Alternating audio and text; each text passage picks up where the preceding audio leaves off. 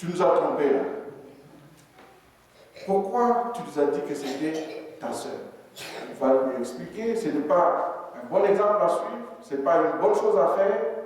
Mais ce qui est bien ici, frères et sœurs, c'est que Marie est femme.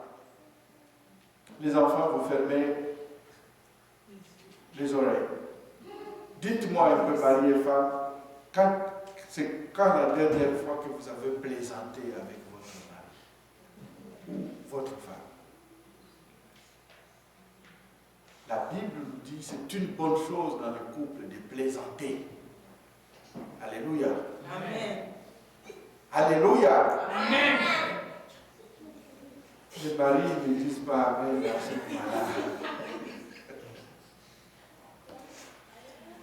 Quelle est la dernière fois que vous avez vraiment plaisanté? Que vous avez trouvé de la joie ensemble, mari et femme? La dernière fois que, ici, la trouver de la joie, ça ne veut pas dire à s'asseoir l'un à côté de l'autre et regarder la télé.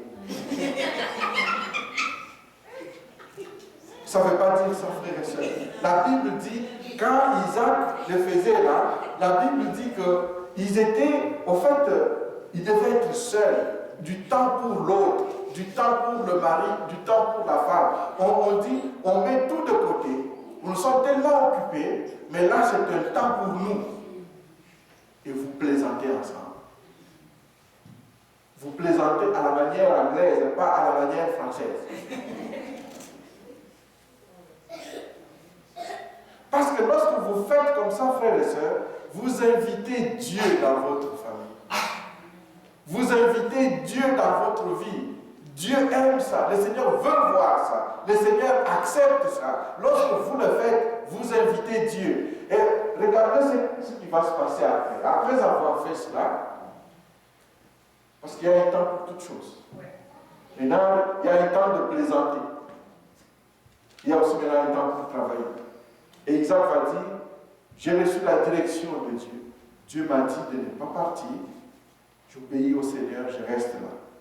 Je reste avec ma femme, nous sommes ensemble, nous nous entendons bien, alors je veux me mettre à travailler. Qu'est-ce que je fais? Le sol est sec, Dieu m'a dit de rester ici, Dieu m'a garanti qu'il me bénirait. Alléluia. Dieu a dit. Logiquement, c'est de la folie, frères et sœurs, que de prendre sa sémence et de la porter dans une terre aride. C'est de la folie, c'est une perte. Ça ne fonctionne pas. Mais c'est là où Isaac montre que c'est un homme de foi. Parce que Dieu m'a dit de rester ici. Et parce que je reste ici, je dois porter dans la terre la sémence que Dieu m'a donnée. Et la Bible dit, verset 12, Isaac s'aima où ça? Que ce pays à ce moment-là est caractérisé par quoi? Regardez le verset 1, dans ce pays-là, il est caractérisé par la famille. C'est un pays où rien ne pousse. S'il y a de la famille, c'est parce que rien ne pousse. S'il y a de la famille, c'est parce que rien ne produit. Alors, moi je vais produire là où les autres ne produisent pas. Et c'est ça la foi en Dieu. Parce que j'accepte, cet homme a accepté de s'inscrire dans le projet de Dieu. En obéissant de rester dans ce pays-là, on s'inscrit dans le projet de Dieu. L'obéissance, c'est l'inscription dans le projet de Dieu. Tu ne peux pas te rebeller contre Dieu dans ta vie personnelle, individuelle. Tu es toujours fâché contre ta femme, contre ton mari. Tu es toujours comme un lion dans ta maison. Le dimanche, tu viens prier et tu veux que Dieu te bénisse. Ça ne fonctionne pas ainsi, frères et sœurs. Cet homme s'est inscrit d'abord dans le projet de Dieu. Il obéit à Dieu, même si ça n'a pas d'allure. Vous pouvez imaginer déjà ses voisins, toutes sortes de personnes, même dans sa propre maison, ses serviteurs pouvaient lui dire, c'est fini là, on va tout perdre. Il ne veut pas aller à l'Égypte. Il est fou. Qu'est-ce qu'il reste faire ici? Toutes sortes de critiques vont fuser de partout. Mais Isaac va dire, je fais confiance à celui qui m'a dit, reste dans ce pays. La famine est un moment très difficile, un moment crucial, frères et sœurs. Le dimanche passé, nous avons dit, il est possible que toi aussi, maintenant, en ce moment, tu vis une certaine famine. C'est une famine qui a frappé ta santé. Une famine qui a frappé, par exemple, tes relations sociales. Une famine qui s'est invitée dans ton emploi. Tu as été mise à pied. Une famine qui s'est introduite dans tes études. Une famine qui, ça fait peut-être un certain temps que toi tu vis continuellement une sorte de famine en ce qui concerne des relations de mariage, par exemple. Il se pourrait que la famine te frappe quelque part. Comment est-ce que tu réagis à ça? Tu réagis comme tout le monde? Tu réagis comme ton père, ta mère dit? Tu réagis comme ton pasteur dit? Ou est-ce que tu veux chercher ce que Dieu dit? Et marcher selon Dieu. Et lorsqu'il a semé, qu'est-ce qui est arrivé? Verset 12, Isaac sema dans ce pays et il recueillit cette année-là 2 fois plus, n'est-ce pas? Le centuple. Pourquoi? C'est Dieu qui bénit, frères et sœurs. Ce n'est pas le pays dans lequel on est qui donne cela. Ce n'est pas ta force qui va faire cela. Cherche que Dieu te bénisse. Et pour que Dieu te bénisse, tu as besoin de rester dans le projet, dans le plan de Dieu, c'est important. Dieu ne bénira pas celui qui n'est pas dans son projet. C'est bien dit, amen. Dieu ne bénira pas celui qui n'est pas dans son projet, frères et sœurs. Inscrivons-nous dans le projet de Dieu.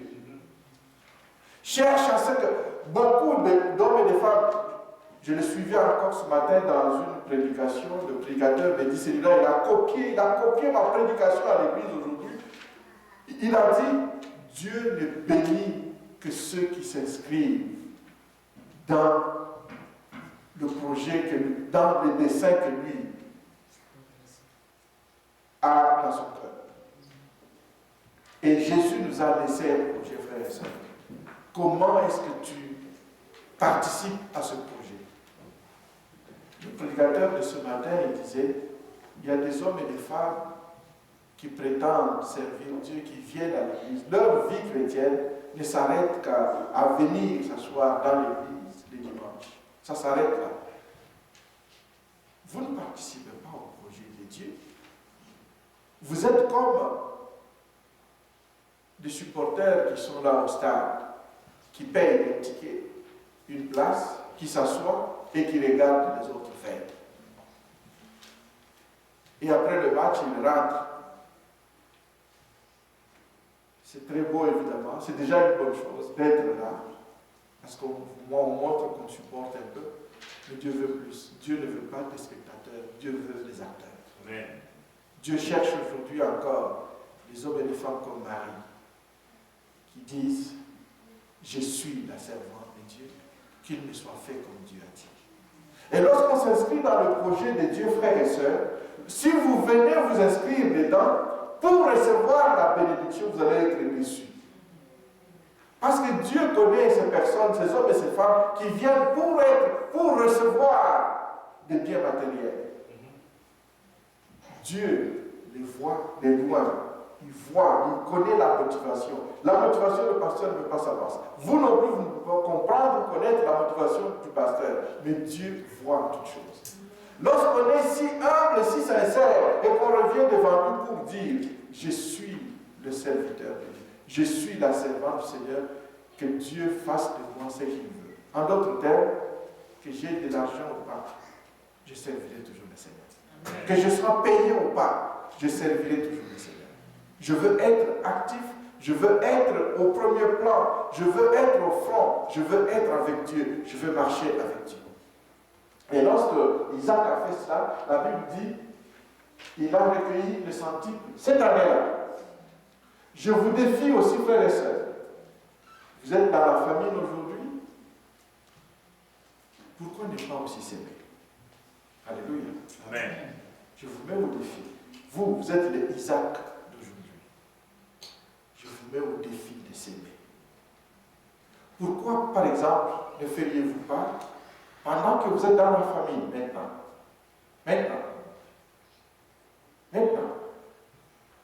pourquoi ne feriez-vous pas ceci? Seigneur, je n'ai pas beaucoup de semences là, c'est la famille. Mais ce que j'ai, je vais prendre une enveloppe chez moi, je vais mettre ma semence dedans, et je vais s'aimer dans ton champ. L'évangile, c'est un champ. Hein? Jésus nous l'a dit. Il dit, regardez, la moisson est grande. Hein? Il veut dire, c'est ça l'évangile. La moisson est là. Dieu a besoin des serviteurs, des servantes. Seigneur, je veux s'aimer. Je veux prendre ce que j'ai là, dans ma famille maintenant là. Je vais les s'aimer dans la terre fertile de l'évangélisation. Je vais s'aimer dans le ministère à l'église. Je veux prendre une semence particulière. En fait, je ne parle pas de ce que vous faites souvent, frères et sœurs. Nous sommes là. La Bible dit, Isaac s'aima dans ce pays, dans ce ministère ici. Alléluia. Amen. Maintenant, right away, il va dire, je sème dans ce pays, et cette année-là, comme 2015 par exemple, le Seigneur va faire il va faire ce qu'il a prévu de faire. Alléluia. Pourquoi est-ce que je ne ferai pas une offrande particulière en disant, ça c'est une semence spéciale.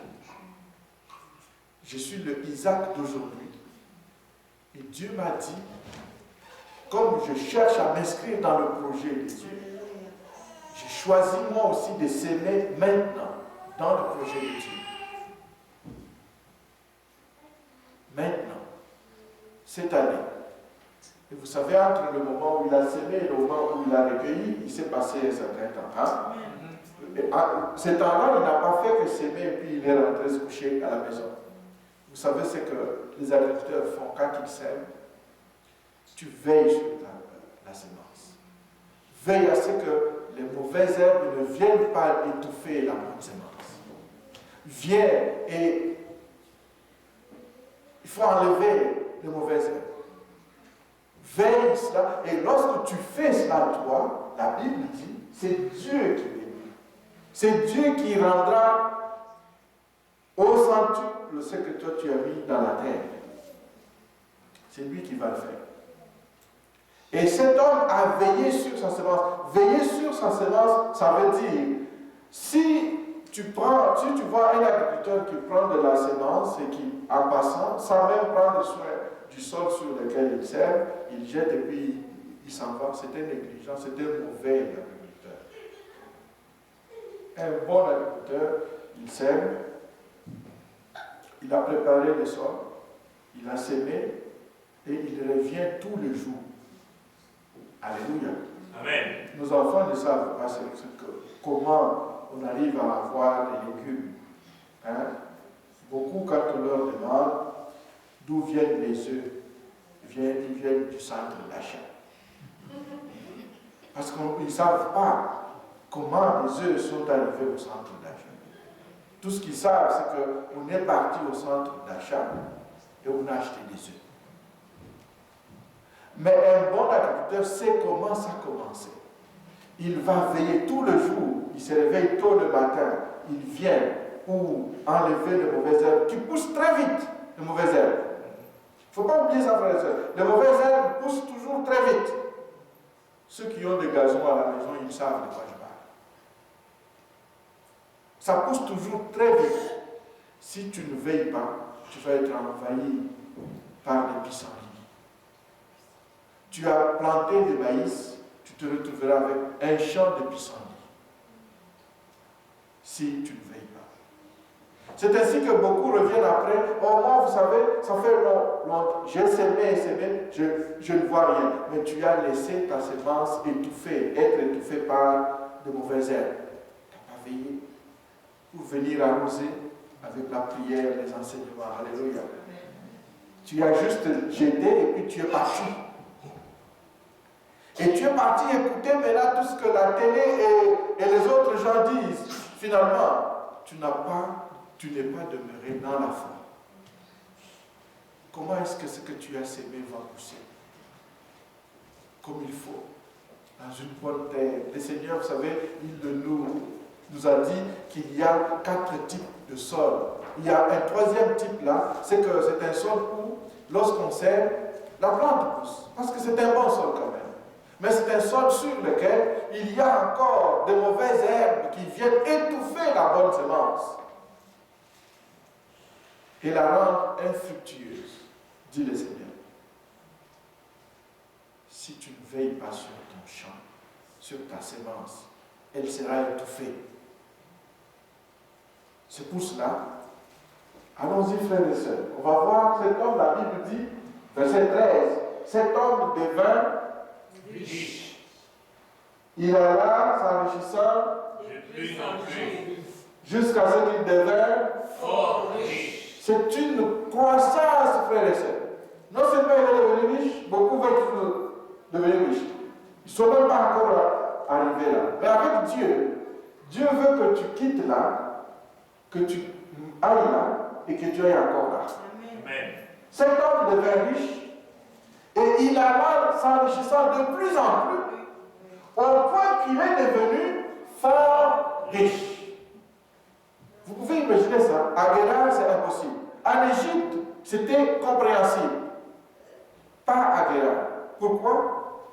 Il a porté en sol une semence que Dieu a bénie. C'est la bénédiction de l'Éternel qui enrichit. Amen. Et il ne l'a fait suivre d'aucun chacun. Alléluia. Amen. C'est la bénédiction de l'Éternel qui enrichit. Qui veut devenir riche?